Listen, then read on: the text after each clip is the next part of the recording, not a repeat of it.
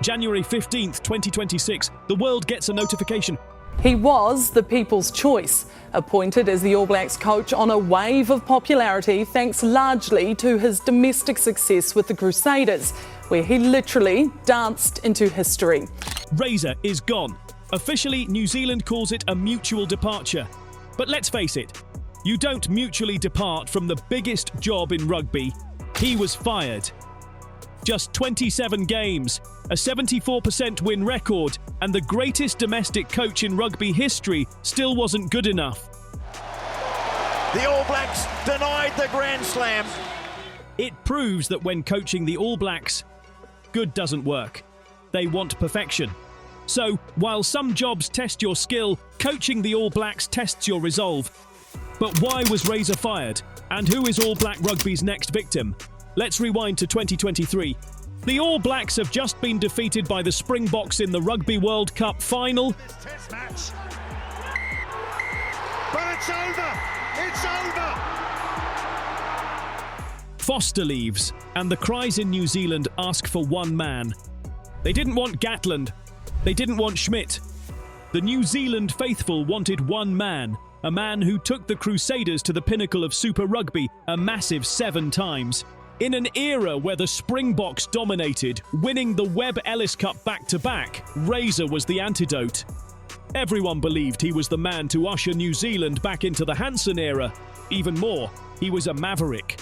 He surfed, skateboarded, and talked about energy and connection that no one but Razer himself actually understood. Moving into 2024, the narrative was set. Foster was the old guard holding the All Blacks back, and Razer was the visionary who would unleash them.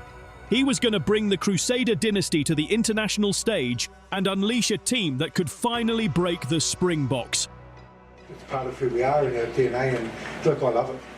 And will your breakdancing tradition continue with the All Blacks? Only when he wins the World Cup. Every 4 years is okay. When he finally got the job, the media was in full hype mode. We were getting the rock star that would make rugby fun again, the next Steve Hansen, but instead, we got a lesson in hubris. We quickly learned that World Rugby isn't Super Rugby, and within years, everything turned to ash. It didn't happen all at once. It was a slow, painful dismantling of an aura. When England visited in 2024, Scott Robertson beat them back-to-back. He was flying high in Auckland, but the reality check came quickly in the first Rugby Championship match. A loss to the Pumas. Then 2 more losses to the Springboks in South Africa. Of the opening quarter of the game. But the Springboks. And after just 6 games, the man with all the hype had a winning record of 3-3, which is blasphemy in New Zealand. By some miracle, the All Blacks went unbeaten for the rest of the year, but the honeymoon was soon to be over. When 2025 rolled around, the world expected the All Blacks to be back. But just as they did in 2024, another loss to Argentina had the alarm clocks in Wellington going off. History for Los Pumas. For the first time, they beat the All Blacks in Argentina. The week following this, they risked the record at Eden Park. I'm talking 31 years unbeaten, and thanks to the magic of Ardie Savea, they survived. Ardie Savea in his 100th. How many times Ardie Savea? How many times in his 100 Test matches? But just 1 week from the miracle, the All Blacks suffered their biggest defeat ever. As the kick drifts back towards and is over. If you want to pinpoint the exact moment fans turned on Razer, you just have to look at the Wellington massacre. 43-10, the final score. It was an embarrassment. The Boks bullied a team that was supposed to be the gold standard of world rugby. By the time November rolled around, Henry Pollock and England were to put the final nail in the coffin. Set the All Blacks up for a special afternoon. Loose ball out the back. Towed through by Pollock. He's after it. Scooped up by Roebuck. He's in. It was a travesty. The All Blacks had won the Grand Slam on almost every occasion in the modern era, but the ship capsized in London. But losses are survivable.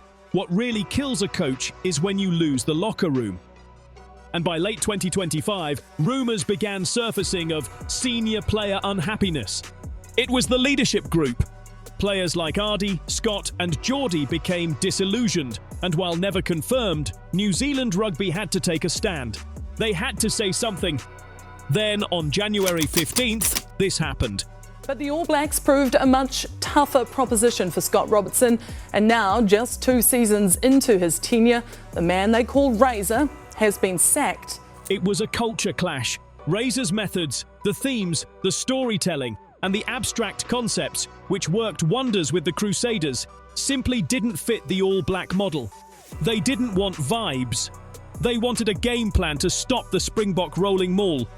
And Razer's vibes didn't fix the defensive leaks. Tactically, it was a mess. The critics screamed that he needed to play more Springbok rugby, kick more, pressure more, play territory. But Razer won 7 titles with the Crusaders, playing a mix of brutal territory and expansion. Why couldn't he replicate it? He was caught in the middle, trying to innovate, but terrified to lose. And in that hesitation, he lost everything. But he wasn't the first. Here's the crux of the situation that everyone suddenly forgot. The firing of Scott Robertson has nothing to do with him being a bad coach. It has to do with the excellence trap. In New Zealand, the mathematics of success is broken. A pass mark for an All Blacks coach is a 90% win rate. Anything between 80% and 89% is considered shaky. Anything below 80% is a national crisis. Robertson had 74%.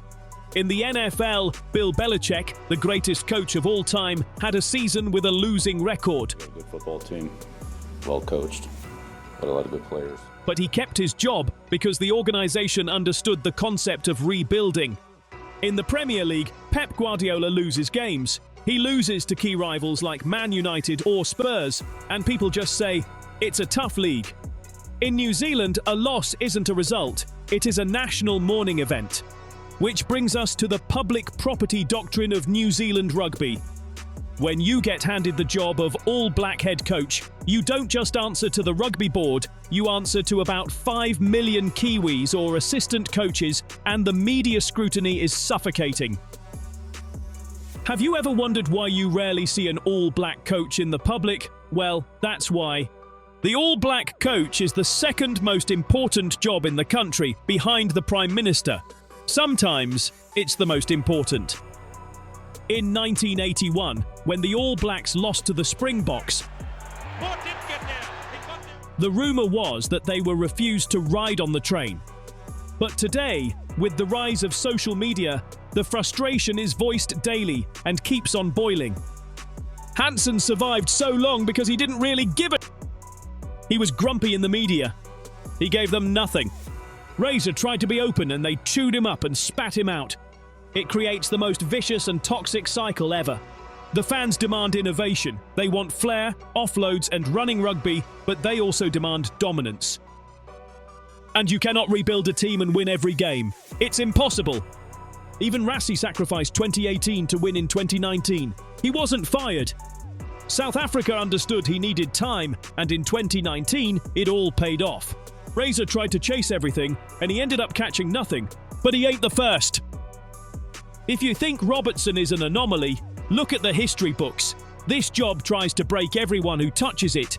Take John Mitchell in 2003. He was the prickly innovator. He had Carter, he had Spencer, he had an 82% win rate. He won the Bledisloe, he won the Tri-Nations. But he lost one game, the World Cup semi-final to Australia, and he was fired immediately. Then came Sir Graham Henry with an 85% win record. Now we call him a legend, but what happened in 2007? They wanted his head after one quarter-final. He even had to reapply for his own job against Robbie Deans, and only survived because the board held their nerve to deliver the 2011 World Cup. And just look at the toll it took on him. The grey ghost years. Henry aged 20 years in just 8. Dwelled on this long enough. Fair enough, fair enough. You'll make me depressed again. I bet you never knew the man suffered from depression, citing the sheer weight of expectations. And then there is Ian Foster, the punching bag. The misery of 2022 and 2023. Public hatred of Foster was visceral. He came within 1 point, one missed kick, of winning a World Cup final against the greatest Springbok team ever. Still, he was treated like a pariah. The lesson is clear. The job eats its young. Even the legends like Hansen and Henry left looking exhausted, hollowed out. Robertson was supposed to be different. He was high energy. He was the vibe king.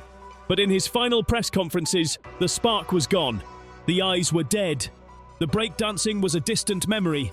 The meat grinder had claimed another one. And in the modern era, we can blame it on social media. But there is another factor here, one that makes the modern job almost impossible: player power. When David Kirk, the former New Zealand captain, commented on the situation, he used a very polite phrase. He said, "It's not player power, it's mature listening." Rubbish, it is player power. The dynamic has shifted. 30 years ago, the coach was the dictator.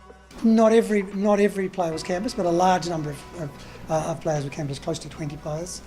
If you crossed him, you were gone. Today, the athletes are global brands. Ardi Savia, the Barrett brothers, Rieko Ioane, they have more leverage than the coach. They have direct lines to the CEO. They have millions of followers. If the dressing room turns, the coach dies. It's that simple. We saw this with Ian Foster, where the players actually saved him. But with Razer, the silence from senior leadership during the bad times was deafening. And yes, there was a consistent theme, there was a consistent direction delivered to us. If the players can effectively sack a coach with the credentials of Scott Robertson after just 2 years, we have to ask, is the position now ungovernable? Who actually runs the team? Is it the head coach, or is it the senior leadership group? The modern coach has to be a tactician, a media manager, a politician, and a psychologist. And if he upsets the wrong superstar, he's packing his bags. So who's ready to carry the poisoned chalice next? So Razer is gone. The experiment failed. Now the New Zealand Rugby Union has to find someone else to step into the firing line. And keep in mind, they have 4 tests against the Springboks later this year. But who in their right mind would take this job?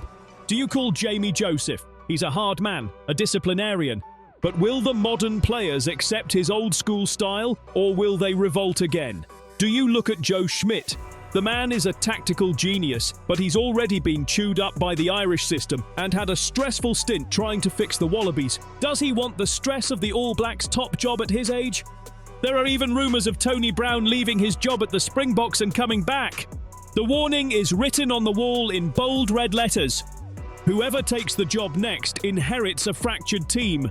They inherit a powerful player group that knows they can get a coach fired. They inherit a board that panics at the first sign of a bad trajectory. And they inherit a public that thinks a 74% win rate is a failure. Scott Robertson's firing is a tragedy, not just for him, but for the sport. It proves that in New Zealand, rugby isn't a game anymore. It's an identity. And when the team loses, the country feels like it's losing itself. We wanted a messiah. We got a human being. And when he turned out to be fallible, we destroyed him. Some jobs don't test how good you are. They test how much pressure you can survive. The Razer broke. The question is there anyone left in the world strong enough not to? Thanks for watching.